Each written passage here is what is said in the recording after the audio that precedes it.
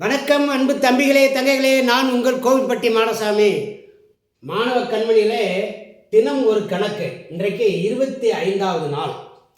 இன்றைக்கு புதிதாக ஒரு பகுதியை பார்க்க போகிறோம். சதவீதம். சதவீதம் அப்படின்னா ஆங்கிலத்தில் அதை பெர்சன்டேஜ்னு சொல்லுவாங்க. இந்த சதவீதம் அப்படிங்கிற டாப்பிக்கை பற்றி நான் 3 வீடியோ போடலாம்னு சொல்லி ஒரு கெஸ் பண்ணி வச்சுருக்கிறேன். அதாவது இது பார்ட் 1 வீடியோ. இதில் சதவீதத்தில் அடிப்படையான விஷயங்கள் என்ன அப்படிங்கிறத பற்றி ஒரு 10 கணக்கு டிஎன்பிஎஸ்சி எக்ஸாமினேஷனில் அடிக்கடி கேட்ட ஒரு 10 கணக்கு எடுத்துகிட்டு வந்திருக்கேன். அந்த 10 கணக்கு இந்த வீடியோவில் பார்ப்போம். அடுத்து பார்ட் 2ன்னு ஒரு வீடியோ, பார்ட் 3ன்னு ஒரு வீடியோ, மொத்தம் 30 கணக்கு. அந்த பார்ட் 2 கொஞ்சம் கடினமான கணக்கு, பார்ட் 3 அதை விட கொஞ்சம் கடினமான கணக்கு. அடிக்கடி டிஎன்பிஎஸ்சியில் கேட்குறது. இந்த மாதிரி 3 வீடியோவாக போடலாம் அப்படின்னு சொல்லி நினச்சிருக்கிறேன். இன்றைக்கு இந்த வீடியோவில் நம்ம ஒரு 10 கணக்குக அடிப்படையான விஷயங்கள் அதை இன்றைக்கி கற்றுக்க போகிறோம் மாணவ கண்மணிகளே. நேரடியாக நம்ம இப்போ பாடத்துக்கு போயிடுவோம். சதவீதம். சதவீதம் அப்படின்னாக்க இது நம்மளுடைய அன்றாட வாழ்க்கையில் பயன்படக்கூடிய வாழ்வியல் கணக்கு இது அப்படின்னு இதை சொல்கிறாங்க. பொதுவாக சதவீதம் அப்படின்னாக்க இப்போ நீங்கள் 10ஆம் வகுப்பு தேர்வு எழுதுறீங்க. அந்த தேர்வில் ஒரு 5 பாடங்களில் ஒரு மதிப்பெண்கள் பெறுறீங்க. மொத்த மதிப்பெண் 500க்கு அப்படின்னு சொல்லி இருக்கும். அதில் நீங்கள் எடுத்த மதிப்பெண்கள் எத்தனை சதவீதம் அப்படின்னு சொல்லி கண்டுபிடிக்கலாம். 500 மதிப்பெண்கள் டோட்டலு. அதுக்கு நீங்கள் ஒரு 400 எடுக்கிறீங்க அப்படின்னாக்க 500க்கு 400, அப்போ 100க்கு எவ்வளவு அப்படின்னு கண்டுபிடிக்கிறது தான் சதவீதம். புரியுதுங்களா? இப்போ நீங்கள் ஒரு பேங்க்கு போகிறீங்க, கடன் வாங்குறீங்க அப்படின்னா வட்டி வீதம் அப்படின்னு சொல்லுவாங்க. ஒரு ஆண்டுக்கு வட்டி வீதம் 12%, 10%, 8%, 7.5% சொல்லுவாங்க. அதெல்லாம் என்னது சதவீதம். இப்போ ஒரு பள்ளிக்கூடத்தில் ஆண் பெண் இருபாலரும் படிப்பாங்க. பள்ளிக்கூடத்தில் மொத்தம் 1000 பேர் படிக்கிறாங்க அப்படின்னாக்க அதில் மாணவர்கள், அதாவது ஆண்கள் ஒரு 570 பேர், மீதம்லாம் பெண்கள். அப்போ பெண்கள் எத்தனை சதவீதம் இப்படிலாம் கேட்பாங்க. இதுதான் சதவீதம். சதவீதம் அப்படின்னாலே 100க்கு எவ்வளவு அப்படின்னு சொல்லி அதை முதல்ல நீங்கள் மனசில் வச்சுக்கோங்க. இப்போ சதவீதம் அப்படின்னாக்க ரொம்ப முக்கியமாக மாணாக்கர்கள் தெரிந்து கொள்ள வேண்டிய விஷயம் ஒரு 4 விஷயம் இருக்குது. ஒரு 4 விஷயங்களை நீங்கள் கட்டாயமாக தெரிஞ்சுக்கிறணும். எப்படி அப்படின்னு சொல்லி இந்த ஒரு கணக்கு போட்டு அதிலேருந்து நான் உங்களுக்கு சொல்லிக் கொடுக்குறேன். இப்போ ஒரு 60,000 அப்படின்னு வச்சுக்கோங்க. ஒரு 60,000. இந்த 60,000க்கு 10% கண்டுபிடிக்க உங்களுக்கு தெரியணும். 10%. 60,000க்கு 10% கண்டுபிடிக்கிறது அப்படின்னாக்க இங்கே கவனிங்க. பொதுவாக இந்த 60,000 இப்படி போட்டுக்குருவோம். அதை 10%, 10/100ன்னு போட்டு இதை வகுப்போம். இப்படித்தான் இந்த 2 சேர் வகுத்து அடிச்சுட்டு இந்த 600 கூட இந்த ஒரு சேவரை சேர்த்தோம்னா 6,000 ரூபா. 60,000த்தினுடைய 10% 6,000 ரூபா. நான் ஒரு ஷார்ட்கட்டாக உங்களுக்கு இந்த 4 விஷயம் சொன்னேன் பாருங்கள். இந்த 4 விஷயத்தையுமே ஷார்ட்கட்டாக நான் இப்போ உங்களுக்கு சொல்லித்தர போகிறேன். ஒரு 60,000க்கு 10% அப்படின்னாக்க ஒரு சைவரை மட்டும் நீங்கள் காலி பண்ணிடுங்க. ஒரே ஒரு சைவர். நல்லா கவனிச்சுக்கோங்க. ஒரு எண்ணு சைவரால் முடியக்கூடிய எண்ணு. அந்த எண்ணுக்கு 10% கண்டுபிடிக்கணும். இதில் 60,000க்கு 10% கண்டுபிடிச்சிங்கன்னா இது ஒரே ஒரு சைவரை விட்டுட்டு 6,000 ரூபா. ஓகேவா? ரைட்டு. இப்போ 1% எவ்வளவு? 2வது விஷயத்துக்கு வரேன். 1% எவ்வளவு அப்படின்னீங்கன்னாக்க 2 சைவரை காலி பண்ணிவிட்டு இதான் 1%, 600 ரூபா. இந்த 2 விஷயம் முக்கியமாக தெரிஞ்சுக்கணும். இப்போ சதவீத கணக்குலலாம் நீங்கள் இந்த மாதிரி 100க்கு இப்படிலாம் போட்டு பெருக்கி வகுத்துக்கிட்டு இருக்கணும் அப்படிங்கிறது இல்லை. இந்த வட்டி கணக்கு வரும் பார்த்தீங்களா, தனி வட்டி கூட்டு வட்டி. அதில் அப்புறம் ஒரு நகரத்தில் மக்கள் தொகை இவ்வளோ இருக்குது, ஒவ்வொரு வருஷமும் ஒரு 10% கூடுது அப்படிங்கிற கணக்கெல்லாம் பின்னாடி நம்ம பார்க்க இருக்கோம். அந்த கணக்குகள்லாம் இந்த மாதிரி நான் சொல்கிறபடி இப்போ 10% அப்படின்னாக்கா ஒரு சைவரை எடுத்துடணும். அதுதான் 10% மதிப்பு. 1% அப்படின்னாக்கா 2 சைவரை எடுத்துடணும். அதுதான் 1% மதிப்பு. இப்போ அதுக்கடுத்து 3வது விஷயம் சொல்லப்போறேன் பாருங்கள். 50% எவ்வளவு அப்படின்னாக்கா இந்த 60,000 ரூபா இருக்குது பார்த்தீங்களா, இந்த 60,000 ரூபாயில் பாதி, இதில் கரெக்டாக பாதி, அதுதான் 30,000 ரூபா. இதுதான் 50%. சரி, 25% எவ்வளவு அப்படின்னு கண்டுபிடிக்கணும் அப்படின்னாக்க இதுலேயும் பாதி, இந்த 50% கண்டுபிடிச்சிருக்க பாருங்க, இதுலேயும் பாதி. இது எவ்வளவு? 15,000. இப்போ கவனிங்களேன், இங்கே இருந்து சொல்லிட்டாரு 60,000க்கு 50% அப்படின்னாக்க இதில் பாதி, அதாவது வந்து இங்கே கவனிங்க, 60,000 இப்படி போட்டுக்கிறோம், பெருக்கல் 50/100 அப்படின்னு போட்டோம்னா இந்த 2 சைவர் அடிச்சிட்டோம்னா 5,030. இங்கே வந்து இங்கே ஒரு சைவர் இருக்குது, அப்போ 30,000. ரைட்டுங்களா? அப்போ இதில் வந்து 25% கண்டுபிடிக்கணும்னா இதை 4 பங்காக போடணும். ஏற்கனவே 2 பங்காக போட்டு வச்சுருக்கோம். எவ்வளவு? 30,000. அதில் பாதி எடுத்துக்கணும்னா 15,000. ஒரு 60,000 அப்படிங்கிற நம்பர் கொடுத்து அதுக்கு 10%னாக்கா இதில் ஒரு சைவர் எடுத்து 6,000. 1% அப்படின்னாக்கா 2 சைவரை விட்டுட்டு 600. 50% அப்படின்னாக்கா இதில் பாதி 30,000. 25% அப்படின்னாக்கா இதில் 4ல் ஒரு பங்கு. 4ல் ஒரு பங்குன்னா இங்கே ஏற்கனவே 30,000, அதில் பாதி 30,000 தெரியும், அதில் பாதி 15,000. இந்த விஷயம் உங்களுக்கு தெரியும். இப்போ இன்னொரு விஷயமும் சொல்லித்தர போகிறேன். 62,345 இது வந்து தொகைன்னு வச்சுக்கோங்க. 62,345 இதுக்கு 10% கண்டுபிடிக்கணும் அப்படின்னாக்க இதுக்கு முந்தே நான் எக்ஸாம்பிள் சொல்லி தந்ததில் சைவராக இருந்துச்சு. இப்போ இதுக்கு 10% கண்டுபிடிக்கணும் அப்படின்னா என்ன செய்யணும்னாக்க இதில் ஒரு சைவரை காலி பண்ணோம்ல முன்னாடி, அதுக்கு பதிலாக ஒரு புள்ளி வச்சிடணும். இந்த இடத்துல ஒரு புள்ளி வச்சிடணும். இதுக்கான விடை என்ன அப்படின்னாக்க 6,234 ரூபா 50 பைசான்னு அர்த்தம். ஓகே, நல்லா கவனிச்சுக்கோங்க. 10%. 1% அப்படின்னா 1% எவ்வளோ கண்டுபிடிக்கணும்னா 2 புள்ளி வச்சிடணும் இந்த இடத்துல. இப்போ வந்து இந்த இடத்துலங்க 62,345 இருக்குல்ல, இதில் 2 புள்ளி வச்சிடணும். அதாவது இதற்கான விடை 1% என்பது 623 ரூபா 45 பைசா. புரியுதுங்களா? ரைட்டு. சரி, இப்போ இதில் 50% அப்படின்னாக்கா எப்படி கண்டுபிடிக்கிறது? 50%னா இதில் பாதி, இந்த பாருங்க, இந்த இதில் பாதி தான் 50%. இதை பாதி அப்படின்னா இது 2ஆல் வகுத்து போட்டுருங்க. இதை 2ஆல் வகுத்து அப்படியே போட்டுருங்க. இப்போ 25% அப்படின்னா எவ்வளவு அப்படின்னாக்கா இதை 4ஆல் வகுத்து அப்படியே போட்டுருங்க. விடை இவ்வளோதான். இந்த மாதிரி நம்பர்களாக வந்துச்சு அப்படின்னாக்கா இப்படி செய்யணும் மாணவ கண்மணிகளே. இது வந்து அடிப்படையான விஷயம் அப்படிங்கிறதுனால இதை வந்து சொல்லிக் கொடுத்தேன். இப்போ நம்ம நேரடியாக கணக்குக்கு போயிடுவோம் மாணவ கண்மணிகளே. பாருங்கள், இப்போ 1வது கணக்கு ஸ்க்ரீனில் தெரியுது. ஒரு எண்ணிலிருந்து அதன் 16% கழித்தால் 42 கிடைக்கும் எனில் அந்த எண் எது? சதவீத கணக்குகள் போடுவதற்கு முன்னதாக என்ன கொடுத்துருக்காங்க, என்ன கேட்டிருக்காங்கன்னு சொல்லி நல்லா கவனிக்கணும். ஒரு எண்ணிலிருந்து அதனுடைய 16% கழித்தால் 42 கிடைக்கும் எனில் அந்த எண் எதுன்னு கேட்டிருக்காங்க. இப்போ இதுக்கு வந்து பொதுவாக மாணாக்கரன் எப்படி செய்வாங்கன்னா ஒரு எண் எக்ஸ் என்க அப்படிம்பாங்க.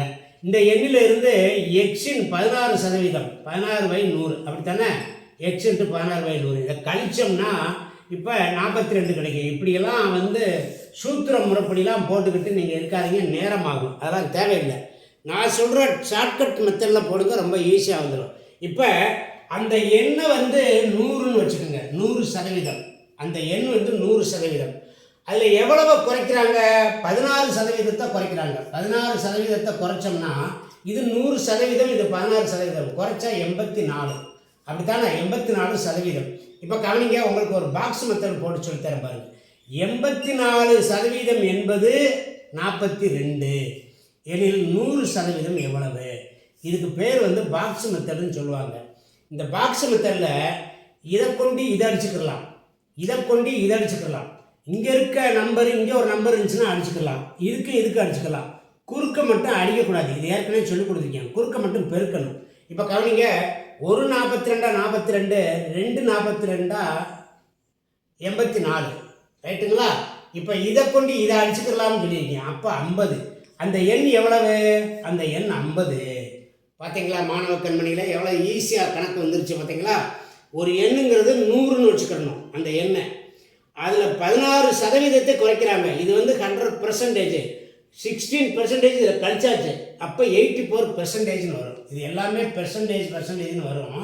ஆனால் நம்ம பெர்சன்டேஜை விட்டுட்டு இப்போ 84% என்பது 42. அப்போ 100% எவ்வளவு அடித்தோம்னா அவ்வளோ வந்துடும். இப்போ இந்த மாதிரி செஞ்சீங்கன்னா ரொம்ப டைம் எடுக்கும். இதுனா ஒரு ஃப்ராக்ஷன் ஆஃப் செகண்டில் செஞ்சிடலாம்.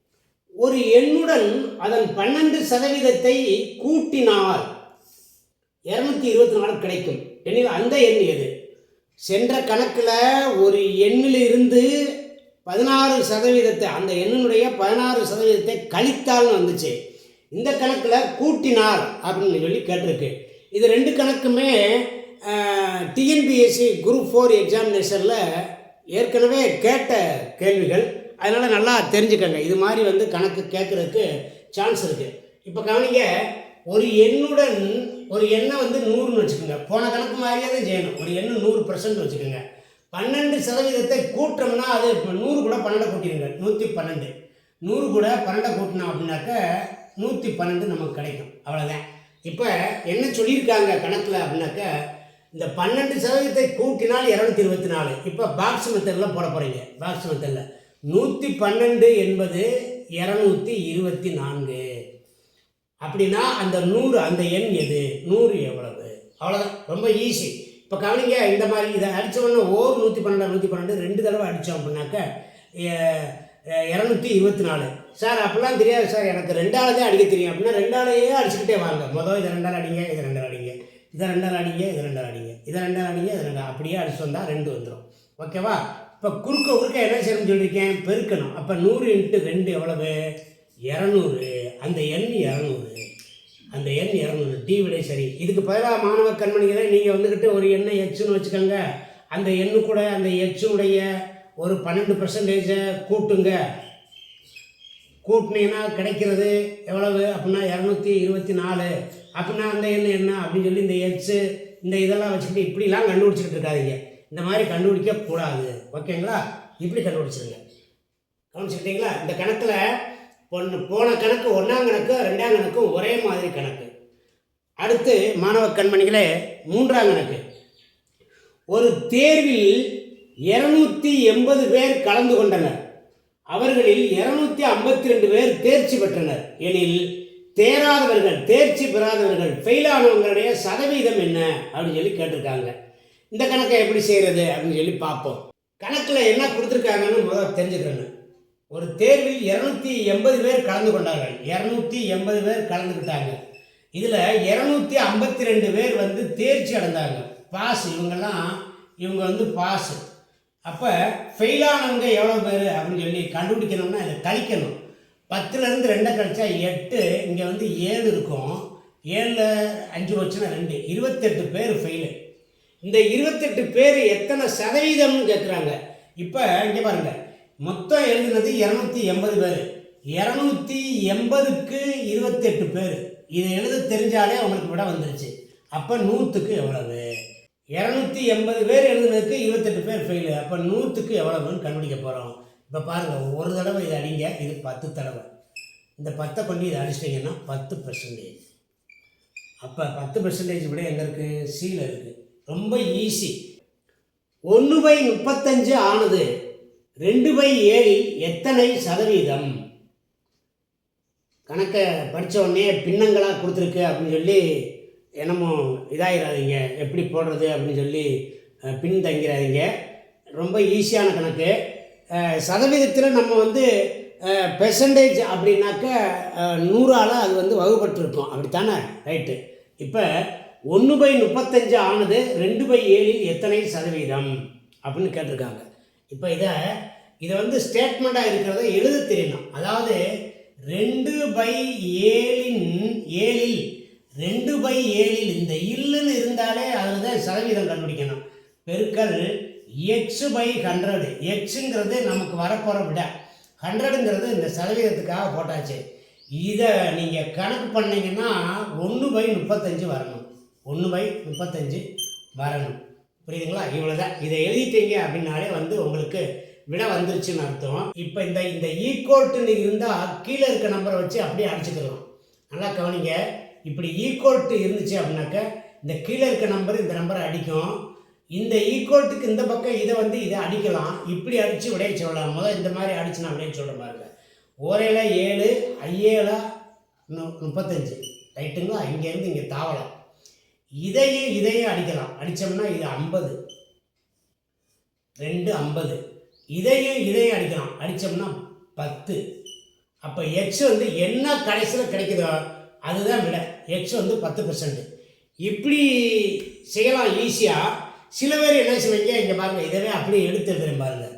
2/7 X%, எத்தனை பெர்சன்டேஜ்னு கேட்குறாங்க. அதை வந்து X% ஈக்குவல் டு 1/35 இப்படி எழுதிக்கிட்டு எக்ஸை கண்டுபிடிக்கணுமா. இந்த எக்ஸை மட்டும் இந்த இடத்துல நான் வச்சுக்கிறேன். இந்த எக்ஸை மட்டும் இந்த பக்கம் வச்சுட்டு இந்த எக்ஸை மட்டும் இந்த பக்கம் நிப்பாட்டிக்கிட்டு இந்த 1/35 இருக்கு பார்த்தீங்களா, இதை இங்கே இருக்கிறது இந்த பக்கம் போச்சுனாக்க வகுத்தலில் வரும். வகுத்தல் 2/7ன்னு வரும். இங்கே கீழே இது இது வந்து வகுத்தல் 1/100ன்னு வரும். நல்லா கவனிச்சிட்டீங்களா. இங்கே பாருங்கள், இங்கே வந்து இங்கே மேலே 1 இருக்குன்னு அர்த்தம். இதை எடுத்துட்டோம்னா மேலே 1 இருக்குன்னு அர்த்தம். இப்போ என்ன செய்கிறோம், இதை வந்து இங்கே பாருங்கள் 1/35 இருக்கா, இதை இன்ட்டு போட்டு 7/2ன்னு போட்டு பெருக்கல் 100/1ன்னு போட்டுரும். ரைட்டா. இப்போ அடிச்சிங்கன்னா பாருங்கள் 5 தடவை, இந்த 2 கொண்டு இதை அடிச்சிங்கன்னா 50 தடவை, இந்த 5 கொண்டு அடிச்சிங்கன்னா 10 தடவை. அப்போ 10%. ரொம்ப ஈஸி மாணவ கண்மணியிலே கவனிச்சுக்கோங்க. விடை சரி மாணவ கண்மணியிலே கவனிச்சுக்கோங்க. ரொம்ப ஈஸி கணக்கு. அப்புறம் அடுத்து 5ஆம் கணக்கு. 60இன் எத்தனை சதவீதம் 72ஆக இருக்க முடியும்? கவனிங்க, இந்த கணக்கு நம்ம ஒரு பாக்ஸ் மெத்தட் படி போட்டலாம். எப்படின்னாக்க, இப்போ 60ங்கிற நம்பரை 100%ன்னு வச்சுக்கோங்க.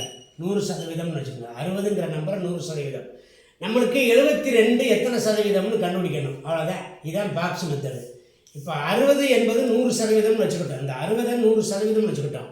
72 எத்தனை சதவீதம் அப்படின்னு கண்டுபிடிக்க போகிறோம். என்ன நம்மளுக்கு தெரியும், இதுக்கும் அடிக்கலாம்னு சொல்லியிருக்கோம். இதுக்கும் அடிச்சாச்சு. 1 6 6 12 72. 12 72. இந்த 12ஐயும் 10ஐயும் என்ன செய்யணும், பெருக்கனாக்கா 12 × 10 120. நல்லா கவனிச்சுக்கோங்க மாணவ கண்மணிகளே. எப்படி போட்டாலும் விட வந்து கரெக்டாக வரும். இப்போ பாருங்கள், சில மாணவர்களுக்கு இப்படி சொல்லுவாங்க, நீங்கள் 100 வந்து எத்தனை சதவீதம் 72 இப்படி போட்டாலும் எல்லாம் ஒன்றுது. இந்த பாக்ஸ் இப்படி போகிறதுக்கு பாரா நமக்கு என்ன வேணுமோ அதை வந்து இந்த கொஸ்டின் மார்க்கை இந்த இடத்துல வச்சுக்கிட்டோம்னா ஈஸியாக செய்யலாம். அதுக்காக அப்படி வச்சேன். இப்படியும் செய்யலாம். இந்த 60ங்கிறது 100% என்பது 60. அப்போ 72ங்கிற நம்பர் எத்தனை சதவீதம் அப்படின்னு இப்படி அடிச்சிங்கனாலும் சேர்த்தேன். 1 6 6 12. இந்த 12ஐயும் இந்த 10ஐயும் பெருக்கிட்டீங்க அப்படின்னாலும் 120 தான் வரும். கவனிச்சுக்கிட்டீங்களா. இதுக்கு போய் நீங்கள் எக்ஸு அப்படிலாம் போட்டு செய்யக்கூடாது மாணவ கண்மணிகளே. ரொம்ப நல்ல கணக்குகளாக எடுத்துகிட்டு வந்து சொல்லி கொடுத்துட்ருக்கேன். இதை வந்து அடிக்கடி நீங்கள் போட்டு பார்த்து ப்ராக்டிஸ் பண்ணிக்கிட்டே இருங்க. 6வது கணக்கு. ஒரு தேர்வில் 35% மாணவர்கள் தேர்ச்சி பெற்றனர். 455 பேர் தோல்வி அடைந்தனர் எனில் தேர்வு எழுதிய மொத்தம் எத்தனை பேர்? கவனிங்க, இந்த கணக்கு எப்படி செய்கிறது அப்படின்னு சொல்லி பார்ப்போம். முதல்ல என்னென்ன கொடுத்துருக்குன்னு சொல்லி நம்ம எழுதிக்கிறோம். ஒரு தேர்வில் 35% மாணவர்கள் தேர்ச்சி பெற்றவர்கள், அதாவது பாஸ் ஆனவங்க 35%. ரைட்டா. இப்போ ஃபெயிலானவங்க 455 பேர்னு கொடுத்துருக்காங்க. ஃபெயிலானவங்க வந்து 455 பேர் ஃபெயிலாக போயிட்டாங்க. இதில் இங்கே கவனிங்க, மொத்தம் வந்து 100%. இந்த 35% பாஸுனா ஃபெயில் வந்து எவ்வளவு? 100 - 35 65% ஃபெயிலு. இந்த 65% தான் எவ்வளோ? 455.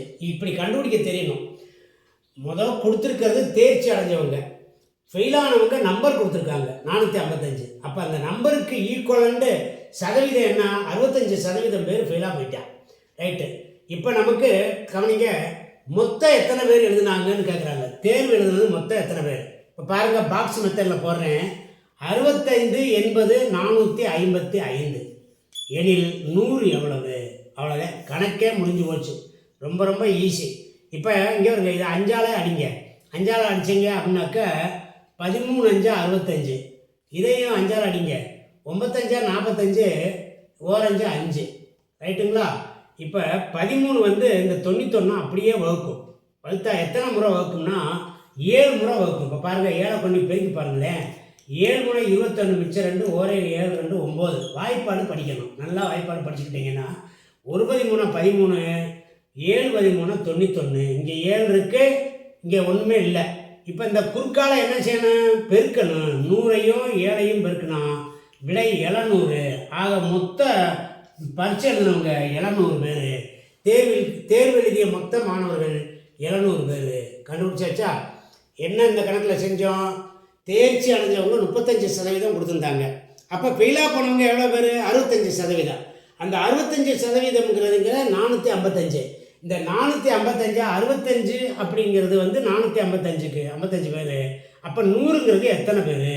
இதை கண்டுபிடிக்கணும். இந்த அடித்தல் வந்து நீங்கள் வகுத்தல் ரொம்ப ஈஸியாக வகுக்கணும். இங்கே அடித்தவொன்னா 13 வந்து 7 முறை 91 அடங்குங்கிறது தெரியணும். அதை பெருக்கி பார்த்து வகுத்து இதை வந்து 100ஐயும் அந்த நம்பரை 7ஐயும் பெருக்கி போட்டிங்கன்னா விட. ஓகே மாணவ கண்மணிகளே, அடுத்த கணக்கு பாருங்கள். 7வது கணக்கு. 450ன் 28% கூட்டல் 280ன் 45% மதிப்பு காண்க. இந்த கணக்கை அடிக்கடி டிஎன்பிஎஸ்சி எக்ஸாமினேஷனில் கேட்டுக்கிட்டு இருக்காங்க. இந்த கணக்கை எப்படி செய்கிறது அப்படின்னு சொல்லி ரொம்ப எளிமையாக சொல்லித்தர்றேன். 450ன் 28%, 28/100 இதையும் இதுக்கு போட்டாச்சு. கூட்டல் அடையாளம் கூட இருக்குது, கூட்டல். அடுத்து 280ன் 45%, 45/100. ஓகேவா? பார்த்தீங்களா? இதை பாருங்கள் மாணவ கண்மணிகளே. இப்போ இங்கே வருங்க, இது வந்து ஒரு தனி, இது வந்து ஒரு தனி. இதை சுருக்கிறேன் நான். இந்த சைவரை கொண்டு இந்த சைவரை அடிச்சாச்சா? இப்போ என்ன பண்ணுறேன், இது 2 10, 9 45, 9. இந்த 2 கொண்டு அடிக்கிறேன், 14. மேலே பாருங்கள் 9 × 14 இருக்குது, 9 × 14. இப்படியே இது இருக்கட்டும். இப்போ இங்கே பாருங்கள், இது அடிக்கிறேன் பாருங்கள், சைவர் அடிச்சிட்டேன். இது வந்து 2 10, 9 45. இந்த 9 கொண்டு இதை அடித்தேன், இந்த 2 கொண்டு இதை அடிக்கிறேன், அடித்தா 14. மேலே பாருங்கள் 14 × 9. நல்லா கவனிங்க மாணவ கண்மணிகளே. இது 9 × 14 இந்த பக்கம் கூட்டல், அங்கே வந்து 14 × 9 அப்படின்னு இருக்குது. பார்த்தீங்களா? சரி இருக்கட்டும், இது நான் என்னன்னு சொல்லி அப்புறம் சொல்கிறேன். முதல்ல பிரிக்கிடுவோம். 14 9ஆல் பெருக்கணும் அப்படின்னாக்கா 9 36, மிச்சம் 3, 9 9 3 12, 126. இது ஒரு 126 ப்ளஸ் இது ஒரு 126 கூட்டினா 252 விடை. 252 இந்த சி விடை சரி. ஓகேவா? சரி, இந்த மாதிரி கணக்கில் இங்கே கவனிங்க. 450ன் 28%. இங்கே பாருங்க, 450ன்னு ஒரு எண் இருக்குது, 28%.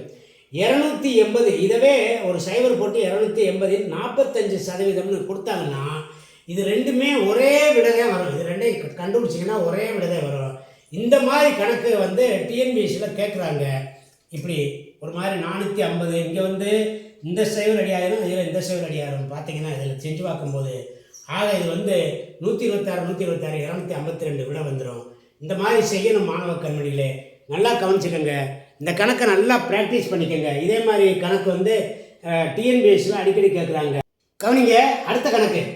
300ல் 50%, 33 1/3% எவ்வளவு? நல்லா மறுபடியும் வாசிக்கிறேன். 300ல் 50%, 33 1/3% எவ்வளவு? இது ஒரு வித்தியாசமான கணக்கு மாணவ கண்மணிகளே. இது வந்து இங்கிலீஷில் இதை எப்படி கேட்டிருப்பாங்க அப்படின்னாக்கா, ஃபைண்ட் தி 33 1/3% ஆஃப் 50% ஆஃப் 300 அப்படி கொடுத்துருப்பாங்க. புரியுதா?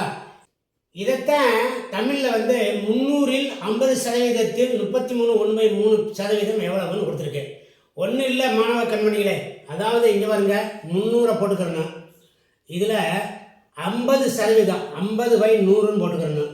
இன்னொரு பெருக்கல் அடையாளம் போட்டு இந்த 33 1/3% இருக்காருங்க. 33 1/3. எப்பயுமே இந்த கலப்பு பின்னங்களுக்கு சதவீதம் கண்டுபிடிக்க முடியாது. இதை வந்து தகா பின்னமாக மாற்றிடணும். அப்போ 3 33 99, 100/3ன்னு வரும். 100/3. இப்போ கவனிங்க, இது வந்து 100/3 போட்டுக்கிட்டேன். இதுக்கு கீழே ஒரு 100 வரும்ல, அதுக்காக பெருக்கல் 100ன்னு போட்டுக்கிட்டேன். இவ்வளோதே, முடிஞ்சா? இதில் எதுவும் டவுட் இருந்தால் கேளுங்க. 300 பெருக்கல் 50%ங்கிறத 50/100ன்னு போட்டாச்சு. 33 1/3% அப்படிங்கிறத இது பெர்சன்டேஜ் அப்படின்னாக்கா இதை வந்து 300ன்னு போடணும் கீழே. 100/300 போட்டாச்சு. இப்போ இதை பூரா அடிக்க போகிறோம். இங்கே பாருங்கள், 2 சேருக்கு 2 சேர் அடிச்சிட்டேன். இந்த 2 சேர் இருக்குது, இந்த 2 சேர் அடிச்சாச்சா. இப்போ இந்த 3க்கும் இந்த 3க்கும் அடித்தாச்சு. எவ்வளோ விட 50. இது வந்து அந்த அந்த இந்த 300ல் 50% பார்த்து அதுக்கு பிறகு ஒரு 33 1/3% பார்க்குறாங்க அப்படின்னாக்கா அது வந்து விடை வந்து 50. ஏன் விடை சரி. கவனிச்சுக்கிட்டீங்களா? இப்போ அடுத்த கணக்கு பாருங்கள், 9ஆம் கணக்கு. 8 லிட்டர் கரைசலில் 20% தூய அமிலம், பியூர் ஆசிட் அது தூய அமிலம் உள்ளது எனில் அந்த தூய அமிலத்தினுடைய அளவை லிட்டரில் சொல்லு.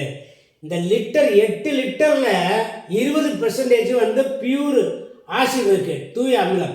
அந்த தூய அமிலம் எத்தனை லிட்டர் கணக்கில் சொல்லணும் அப்படின்னு சொல்லி கேட்காங்க. இது எப்படி செய்கிறது அப்படின்னு சொல்லி பார்ப்போம் மாணவ கண்மணிகளே. 8 லிட்டருக்கு 20/100. 8 லிட்டரில் 120% முதல் எவ்வளோன்னு பார்த்தோம்னா இப்போ கவனிங்க, இந்த சைவருக்கு இந்த சைவர் அடிச்சாச்சா. இப்போ இதை எண்ரெண்டா 16, இதை அப்படியே பெருக்கிங்க. எண்ரெண்டா எவ்வளவு? 16. இந்த 16/10 அப்படிங்கிறத எப்படி எழுதலாம்னா 1.6 அப்படின்னு எழுதலாம். 1.6 லிட்டர். 1.6 லிட்டர் இருக்கா? கவனிச்சுக்கோங்க. ஒன்றும் இல்லை, ரொம்ப சாதாரண கணக்கு. இந்த 8 லிட்டரில் 20% எவ்வளோன்னு பார்க்கணும். 8 லிட்டரில் 20%ங்கிறது 1.6 லிட்டர். 1.6 லிட்டர். கவனிங்க, 10வது கணக்கு. ஒரு மாணவர் ஒரு எண்ணை 5/3 பெருக்குவதற்கு பதிலாக 3/5 பெருக்கிவிட்டார் எனில் அந்த கணக்கீட்டில் ஏற்பட்ட சதவீத பிழை யாது? இது ஒரு முறை டிஎன்பிஎஸ்சி எக்ஸாமினேஷனில் கேட்டிருந்தாங்க மாணவ கண்மணிகளே. எப்பயுமே டிஎன்பிஎஸ்சி எக்ஸாமினேஷனில் 25 கணக்குகளில் ஒரு 2 கணக்கு வித்தியாசமாக கேட்பாங்க புதுசாக. அது நிறைய பேர் செய்ய முடியாமல் கேட்பாங்க. அந்த மாதிரி கேட்ட கணக்கு இது. ஒரு தடவை டிஎன்பிஎஸ்சி 4th குரூப் எக்ஸாமில் கேட்டது. இப்போ இதை எப்படி செய்கிறதுன்னு சொல்லித்தரேன். ஒரு எண்ணெய், ஏதோ ஒரு எண்ணெய் 5/3 பெருக்குவதற்கு பதிலாக 3/5 பெருக்கிட்டாங்க. அதான இப்படி பெருக்குனா அதில் ஏற்பட்ட சதவீத பிழை என்ன அப்படின்னு கேட்குறாங்க. இப்போ நம்ம வந்து இந்த கணக்கை எப்படி செய்யணும்னா லாஜிக்கல் மெத்தடில் செய்கிறது இப்படிலாம் போக வேண்டாம். அதுக்கெல்லாம் நீங்கள் போகவே வேண்டாம். அந்த எண்ணெய் எக்ஸ்ன்னு வச்சுக்கிட்டு எக்ஸ் இன்ட்டு 5/3 அப்புறம் எக்ஸ் இன்ட்டு 3/5 இப்படிலாம் போட்டுக்கிட்டு இருக்க வேண்டிய அவசியம் இல்லை. நீங்கள் ஒரு சிம்பிளாக ஒரு வழி சொல்கிறேன், கவனிங்க. இப்போ இங்கே 3 கீழே இருக்குது, இங்கே 5 இருக்குது. இது 3 15. இந்த 15 வந்து வகுக்கிறது மாதிரி ஒரு எண்ணெய் நீங்களாக தேர்ந்தெடுத்துக்கங்க.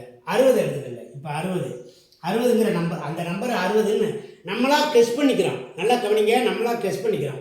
இந்த 60ங்கிற நம்பரை 5/3 பெருக்கிறதுக்கு பதிலாக 60ங்கிற நம்பரை 3/5 பெருக்கிட்டார் அவர்.